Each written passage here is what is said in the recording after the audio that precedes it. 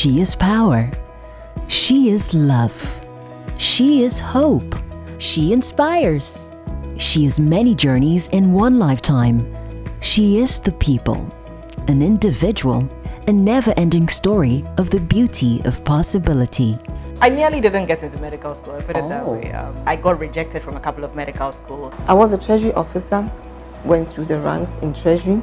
You find the whole reverend thing geared towards the male. So I had to learn now how to find my voice. I think the other thing for me would be hard work and continuous self-improvement. My faith is everything. Be a part of She Inspires this and every Wednesday on the I Am Drive on Sunny 88.7 FM, 8:30 AM and live on Facebook same time. Also join in on Sunny TV every Wednesday at 8:30 PM. She Inspires is proudly brought to you by She Inspires.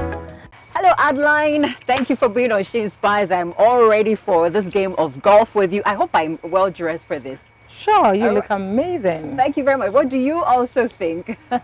Am I prepared for this? But thank you for joining us on today's edition of She Inspires. Today we brought you to the outdoors because our guest, Adeline Quarshie, who is the founder and managing director of Credence Microcredit, loves to play golf. So I thought, you know what? Maybe I could learn a thing or two as we speak to her on today's edition of She Inspires. All right, Adeline. If I'm well dressed, I think we're good to go. Sure. All right. What has been your first lesson from learning to play golf? All right, so as a business person, we can talk about everything without not talking about focus. Focus. So the first step is for you to be focused on the ball you're going to Keep your eyes on the ball. Yes, so keep your eyes. Yes, so you have to keep your eyes here. So precision comes to play here, and then the drive. And then the final one should be the goal. The goal. That's your target, what you are trying to achieve. Okay. Sure. So relating it to business, you need all this. You need to be focused, you need the drive for the business you are doing, and you have to achieve your target. Fantastic. Sure. And I wanted to ask you, is this something you grew up seeing people around you play, or is a newfound love? No, it's a newfound love. How did you fall into this newfound love? From a sweet friend of mine called Andrew. Andrew? Yeah. So I watch him play sometimes, and then I see he make a lot of noise about it on social media. So, and when I traveled also, I saw a lot of the white people playing golf, and I'm like, oh, this would be very interesting. So I took time to read about it. I saw the network part of it. I saw the health-wise, the benefits, and everything. So when I came down, I decided to give it a try.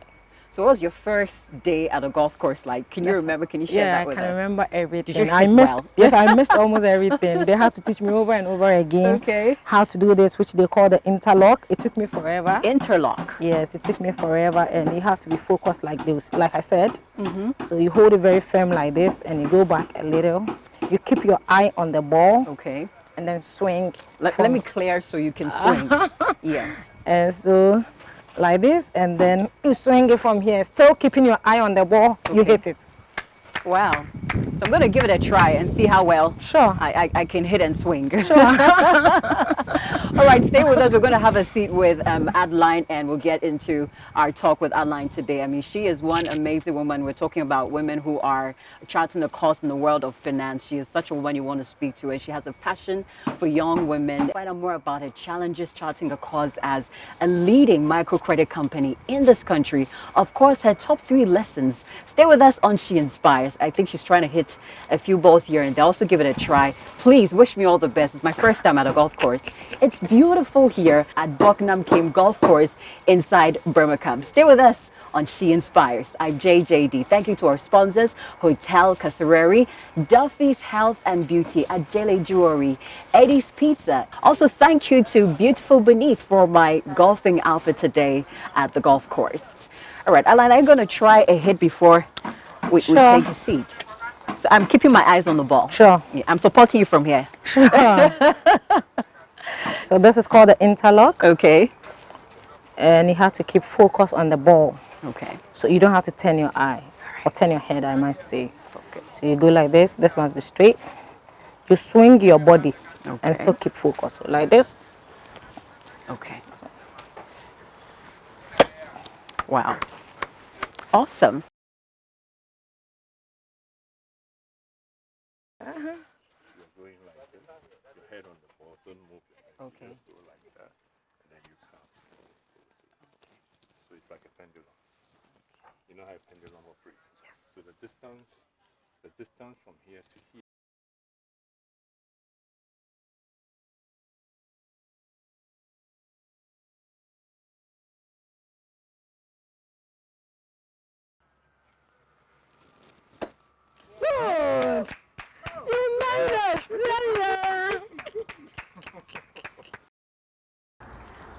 Well, Adeline, first of all, I want to say congratulations for being awarded your master's in business administration in finance. And I think it's a great job done. And what I love about you sharing your story about earning the master's was the desire that it would inspire young women to upgrade themselves. And I want us to talk about that. Why is that so essential to you that young women focus on that area of their lives, upgrading? And in what areas are you, do you believe young men need to upgrade themselves? Sure. So first of all, I want to say I'm beyond thrilled to join you today. It's been amazing. Sure. So the world is evolving, like I would say, and personal development is something we cannot take out. So there's always the need to learn something new, upgrade yourself, and get to the next level. So in your career advancement, as in whilst you're trying to get to the top, there's always the need to get yourself educated. So I did that to encourage other young ladies, especially or particularly my staff, so they can pick up bigger roles in the company. Sure. And let's talk about your business, Credence Microcredit. In fact, before we even talk about that, you're one of those people who believe that entrepreneurship is not for everyone. When I saw them, I'm like, okay, because most people say, oh, everybody can be an entrepreneur. Oh, you dream it, you can be it. But you think otherwise. Entrepreneurship is not for everyone. Some people start the business and lose focus along the line. And I also believe some people do so well in their career life, so as in when they are employees as compared to employers. So let me cite an example with my former bank. Some people were my leaders up there. They were doing so well. They were being paid well. But I was at the bottom and I felt I can do something better than where I find myself. So I may say it's not for everyone because even right now as an entrepreneur, I've not still gotten to that level of which I'm hoping to get to. So whatever be the case, I will still insist it's not for everyone. Some people can do well being an employee and others can do well being an employer. Sure. So you talked about having been in a bank before Credence came in. At which point did you step out from working at the bank to running Credence Microcredit? So I saw myself as an entrepreneur who could make significant impact in the financial lives of people. So I might say I went through a series of decisions. I took a lot of decisions. And one day I decided to go contrary to my fears. And the contradiction gave birth to Credence Microcredit. I worked with, I don't want to mention the bank, for 7 years. And I thought, no, there could be a better approach to lending when I was growing up. A better approach to lending, like people take time to educate us, the do's and don'ts of loans, do proper monitoring and evaluation, educate us about what we can use our funds for, bookkeeping and all that. But at that time when I was growing up, I never saw anything like that. So I told myself, no, I can come into this business and help the general public and make an impact in the lives of people. So that is what gave birth to Credence Microcredit. So you had been there for 7 years. Yes, please. And before we talk about Credence, you know, I mentioned earlier that you said entrepreneurship is not for everybody. Sure. I wanted to ask you, so while you don't think it's not for everybody, what are some traits that you could possibly see in me that could make you say, you know what, Jennifer has got something, she can make it, or Jennifer has not got it, she's not serious, she can't be an entrepreneur? So if you don't easily give up, I can say entrepreneurship is for you. It's a tough journey. It's a very difficult one. Sometimes you feel alone. Sometimes you feel so stressed. Sometimes you feel, am I going to make it? You can't really predict the future. So if you are not very focused and determined to get it done, you may back off along the line. So if I see an individual or a young lady who is very focused, who don't easily give up, like I will not give up on anything. I would like to try and give her my best. And to say, no, it's not going to work. I always want to try. So if I encounter a young lady or a young man who is like that, maybe it's for you. Let's talk about what happened to your father growing up. I know you're very interested. Yes, because I know that was a major push for you to try to make an impact and to solve a problem which you discovered during that period. And I want you to open up and share that part of your life with us. My late father was a businessman who went for a loan for What kind his of business was he into? So early on, he was into trading. He went into distribution of pharmaceutical drugs and a lot. He did quite a number of businesses. But along the line, when he went for the money, he was struggling to pay. So at dawn, I'll see the loan company will come over and make noise. At dawn? Yeah, they usually come late in the night or at dawn. And I'm like, these people have never been here during the day to ask you that how's the business going, what you could have done right, what you didn't get well, how they can come in. All what they were concerned was at that time was to get their money. So as I was a little girl, I saw, no, this cannot be the best approach to recover your money. How old were you at that time? Like I was like 7, 8 years. Were you an only child, or did you have other siblings? 4 of you. I have. So I'm a twin. So, you are? Yeah, I'm a identical? Twin. Somehow. Okay. I'm a twin. So if we are splitting, I'm the third born. But we are not splitting, we are the third born. But still, I like the we and I. I am the third one because I'm older than my sister. I think the older twins always want to make sure they make that clear. We are in a comfortable lead.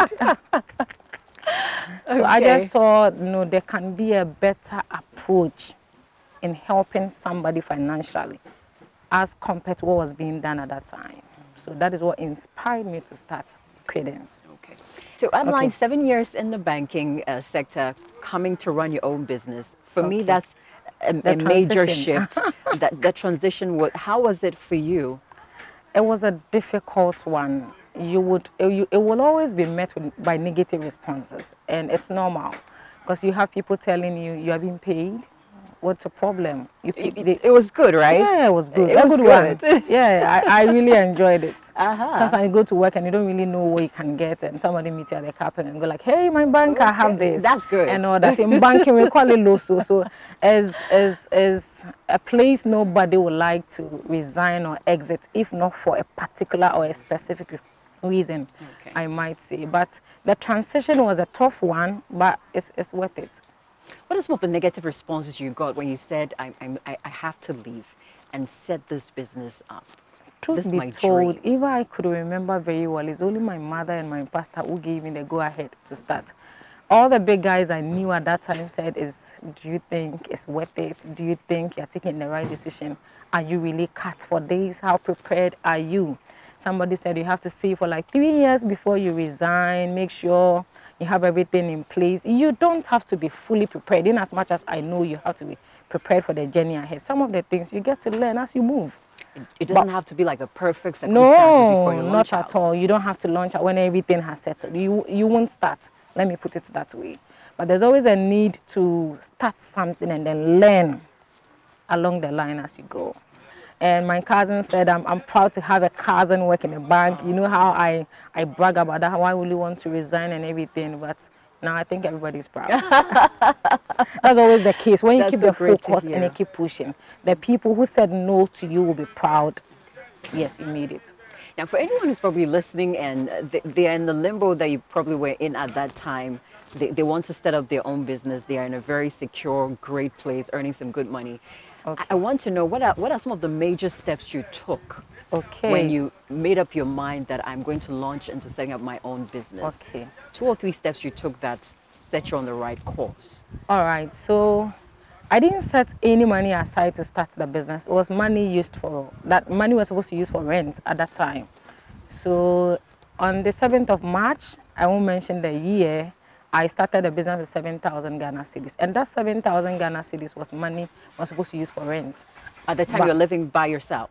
No, so I was living with a family, but it was money we were putting together to move. So our rent was due, and we're torn between we staying at where we are or moving to a friend's apartment temporarily. So we chose to move to the friend's apartment and use the money for Credence. So do you get it? So it wasn't a money, so not that I planned, I saved towards it, I had millions of cedis, I had like 100,000. No, it was rent money I used to start Credence. So within the period, we didn't rent, we went to stay with a friend for like 2-3 years and then later moved out of his house. Wow. Sure. So first step, rent money. A sacrifice. High risk rent money, major first sacrifice. Step is sacrifice. We can't talk about entrepreneurship without talking about sacrifice. Yeah. What's the next one? So the next one I would say is the passion for what I love to do by seeing people do well in business and in life. So did you call up a few friends who you knew could play major roles and help you set up your business, or you started by yourself I along started with the my way? mother. With your brother? No, my mother. Your mom? Yeah. What role did your mom play? Oh, even when I got an office at Aquarium, and that's our first office, my mother was my secretary. So when we leave the house and we come to work, we're just three. A friend who was helping me with the business, my mom will sit at the front office as my secretary, and I'll be in there as the boss. So we're just three. And my mom will come to me, this person is in for a loan, I've taken them through, what do I do again? I mean, I still work with my mother. She manages the Aquarium branch, and I'm at the East Legon branch. I'm still working with her. Now my mom is my HR manager. She's your HR, but that's such great support system you have. That your mom would be your secretary and she'll come and say, Madam, or maybe my daughter Adeline, how would she call you? No, so my mom calls me Madam at work and calls me by my name at home. Wow. Yeah, so I do the business. I love your mom. I'd love to meet your mom. This is SheInspires with the founder and managing director of Credence Microcredit, Madam Adeline Quarshie, and she's sharing her story with us on SheInspires, how it all started for her, what inspires her, and the impact she sees to make as the beautiful woman we're seeing she is, and also through the business that she's running at Credence Microcredit. Stay with us on SheInspires. But thank you to our sponsors, Eddie's Pizza, Hotel Kasareri. Today we had Boknam Kim. If you're hearing some sounds right there, those are some balls being hit right there. I'm going to learn to hit those today at the golf course. Also a big thank you to Sarah Band Clothing and Beautiful Beneath for this golfing outfit that I have on today. And also to Duffy's Health and Beauty, a major sponsor right here on SheInspires. Thank you, Duffy's Health and Beauty. Stay with us right here on SheInspires. We'll be right back. Me brony, na den na wanu me drama na che wa no pe wa nom okọ. Me so ya no pe bia, ansana me ko menwuma so no. Manya de pe bi. Let me share it with you. Duffy's Ohima Feminine Mixture. Aye me secret ba ko pa aboa me. Boso me bia, me menses e bakama, abra menti ya obia. E flow mami. Me wo ye chi no, na me menses no, e ma ye. Me sha ase anom Duffy's Ohima Feminine Mixture no. E bankasa with no pain. So Duffy's Ohima Feminine Mixture. The best yes you. Open a did witwa. Duffy's Health and Beauty ewo East Legon American House. Kumasenso ye Bank Tech Hospital. Enye mapem for. Sankratwe FDA ashushe mwajia tumuse eye. Elegance, comfort, pristine, relaxing. Welcome to Hotel Kasareri, located in the heart of East Legon, Accra. Perfect home away from home. With incomparable attention to detail, we have mastered the unique culture of Ghanaian hospitality. Treat yourself to delicious local and continental dishes from our 24-hour restaurant and take a cold swim to relieve your stress. Call Hotel Kasareri today on 0540 348876 for a truly royal experience. Welcome back. This is SheInspires with the founder and managing director of Credence Microcredit. So Adeline, you talked about your mom being your secretary and all. I find it so fascinating. But as we speak to women like you, I realize that the people you're surrounded by sort of have some kind of influence in our lives. And would you say that you kind of had your entrepreneurial spirit, or have it from your mom? Because this one who steps out, because you used to go to the market with your mom, right? Tell us about that. Yeah, so I would say both my mom and my dad. Okay, so I remember one of the days I followed mom to a market in the eastern region, Agogo also. And that day, sales was good. I sold almost everything. And when I got back What did you sell that day at the market? So it was panties, it was boxers, it was singlets, and so undies. Okay. And when I got back home, I told daddy, you know what? I think I'm done with school. I think I can make a lot of money. I'm good. I'm just good at this thing I'm doing. How old were you by then, where you could tell yourself, you know what, Dad? You were 12. Yes. I started business. You had the confidence to tell Daddy that. What did he say? I said, Daddy, I think I can do well with business. All this you have to go to school, nobody pays you. Teacher will just cane you for nothing and all that. It's a waste of time. Allow me to do business and I'll do so well. He looked at me and smiled and said, will you get out of here? So the passion actually started from that side. Mommy will take you to the market, either Koforidua market or outside Koforidua, that is, let's say Agogo or Agomenya or Asekisia. I've been to all those, yes, I've been to all those markets before. So I may say the passion actually started from there. Passion for entrepreneurship, not for banking, but for entrepreneurship. Sure. Let's know more about how the business has grown, because it's going to become the leading microcredit company in this country. And I know the other people are watching and say, I want to be where she is today. Some will say, okay, maybe even better and all that. But so building with Mom, I want to know, how have you managed to grow this business into the leading microcredit company that we know today? People actually remind you of how far you have come. Let me put it that way. Because sometimes in life, the vision don't allow us to celebrate our little wins. I have a bigger vision ahead of me. So whatever or how far I have come, I don't really see that. But when people come around, you go like, oh, you have done well. You are doing well. Keep up the good work. You go like, oh, wow, I'm actually doing well. I don't see it. So I think at a point in time, you have to break and celebrate your little wins and then keep going. Yes. Would you say that your entrepreneurial journey with Credence has been challenge-free, has been a smooth ride for you? No. Let's talk about some of the challenges you faced building. Every business, when you start, you don't have your systems and controls in place. The structures are not there. You would have to get your team in order. Sometimes you don't even have the experience. So mainstream banking is different from microfinancing. It's a different field altogether. And I was with a bank before I moved. And I thought I could bring my experience straight from banking to the new field I find myself. But it doesn't really work like that. And you have to be extra smart. You have to be committed. You have to be hardworking. Tenacity comes to play here and everything. I won't say it was a smooth journey. When I started, typically in Ghana, you hardly have people come on board when you start something new. You have to do it your own way, keep pushing. And so when you speak to people who have to come and help you, they don't even look at your direction. I spoke with the CEO of a bank in Ghana here yesterday, and I asked of his view about microfinance, and you want to know what he said. Wow.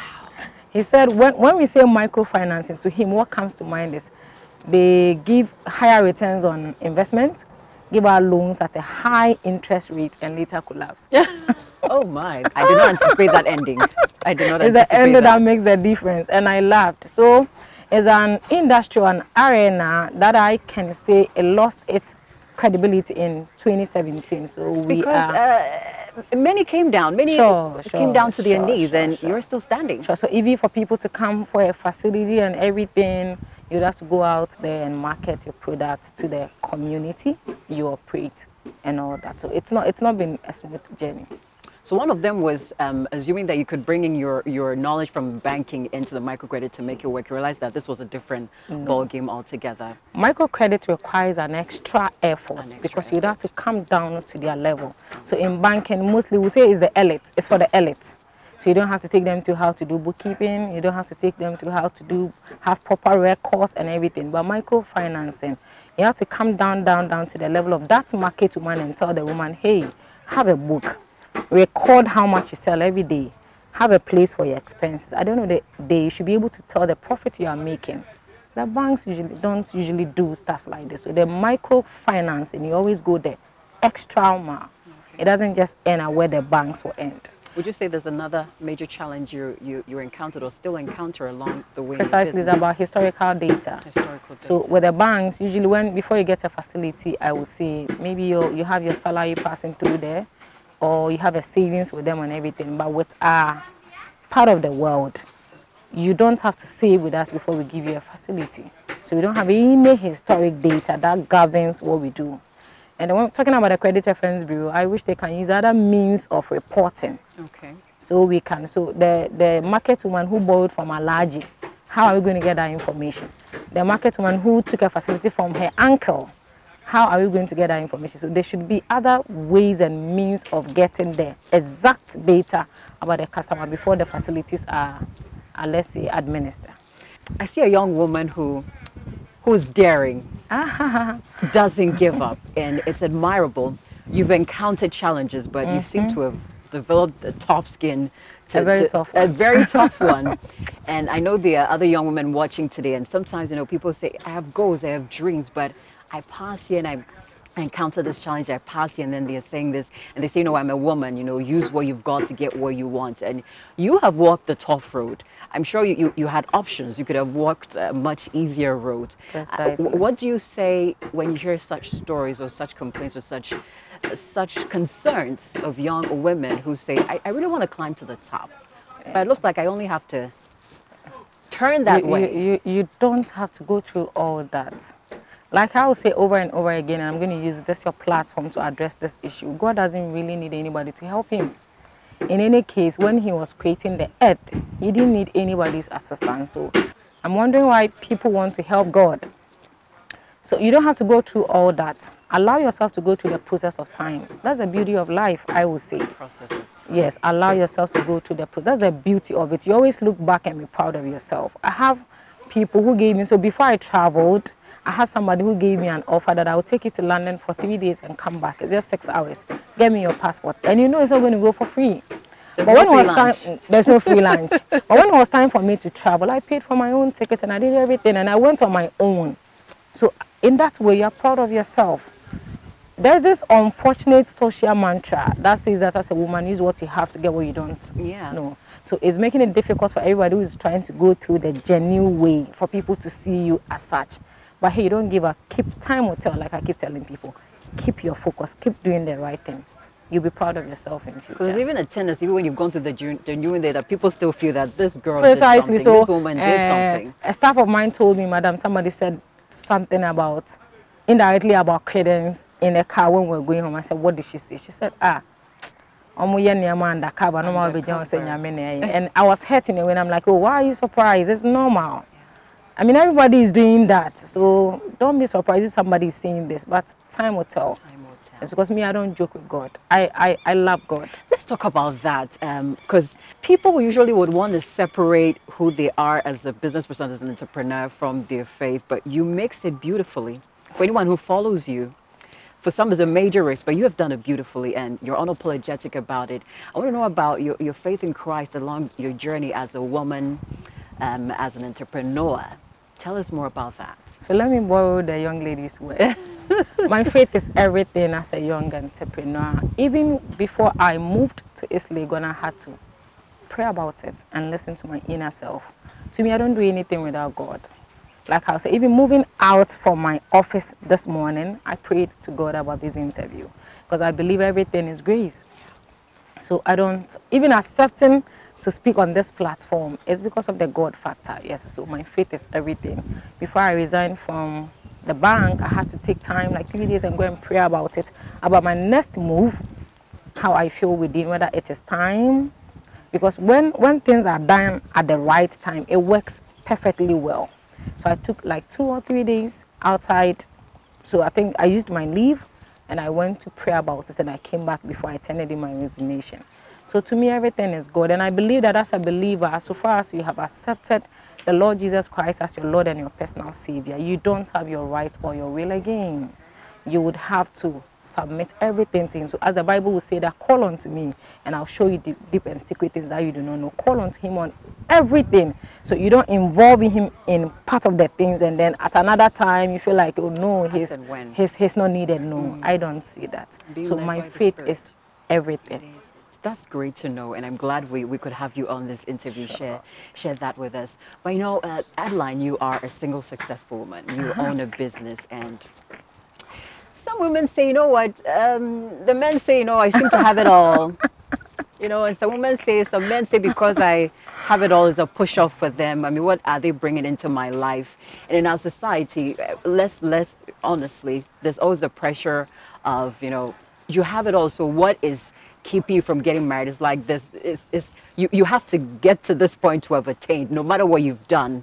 And I want to know whether you've ever faced such pressures and encountered any of such, been through any of such experiences. And I wonder how you stay focused and say, this is my goal at this point, and I will say I do once in a while, or let's say, not from home. My mom is very understanding.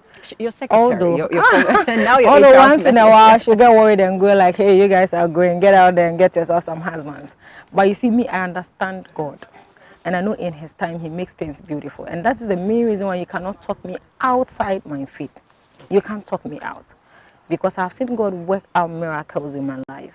So I have a feeling when the time is due, He will make it. So I won't allow you to give me unnecessary pressure. No.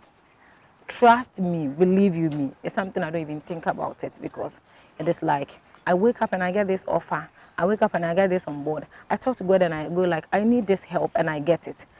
I feel He's closer to me. So if it is not coming now, or if I don't have it now, then there's a proper plan. There's no need to give But yourself unfortunately in Ghana, there's a routine. Right after school, get married, give birth, start. It doesn't work like that for everyone. Others will marry and then do business later. Others will do business and get married later. We don't have, it's not like a straight jacket, I would say. Discover the purpose of God for your life and stay focused. That's it. That's it. Thank you very much, Adeline, for that one. And I know you have a heart for young women, and you do mentor some women as well. And what would you say has been the impact so far, and how does it feel to be in such a position to be able to pour out onto others? It's been amazing. So I have another wing called the Wi-Fi Tech Foundation. Wi-Fi Tech So Foundation. Women in Finance, Industrialization and Tech Foundation. It's an NGO that mentors young ladies in their professional advancement, I may say. So most of the problems I went through when I started business, I was looking for a mentor. I didn't get one. I needed people to discuss business ideas or particular or strategies I want to take at my next level. I didn't get it. So I thought, oh no, what can I do to give back to the society now that I know all that and where I've gotten to? I still need people up there, but I also feel other people behind me also need me. Right, so we decided to start the NGO to help other women in their professional advancement, I might say. Sure. Well, Adeline, we would usually encourage our guests to share with us their top 3 lessons.